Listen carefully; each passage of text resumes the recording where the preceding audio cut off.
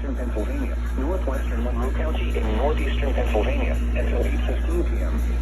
At 7:22 p.m., a severe thunderstorm was located over Bear Creek, near Wilkes-Barre, moving southeast at 35 miles per hour. Hazard, 60 miles per hour wind gusts. Source, radar indicated. Impact, damage to roofs, siding, trees, and power lines is possible. Locations impacted include Mount Pocono, Tobiana, Pocono Pines, Pocono Raceway, Lake Harmony, Mountain Home, Canton-Sis, Blakesley, Long Pond, Albrightsville, Zootsboro State Park, Sunshine Valley, Arrowhead Lake, Doris, McCaskill, Paradise Valley, Cresco, and Marlingsburg. This includes the following highways: northeast extension between mile markers 87 and 97. Interstate 80 in Pennsylvania between mile markers 277 and 300. Interstate 380 in Pennsylvania between mile markers 0 and 13.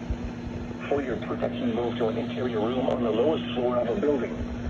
To report severe weather, contact your nearest law enforcement agency. They will send your report to the National Weather Service office in Mount Holly, New Jersey.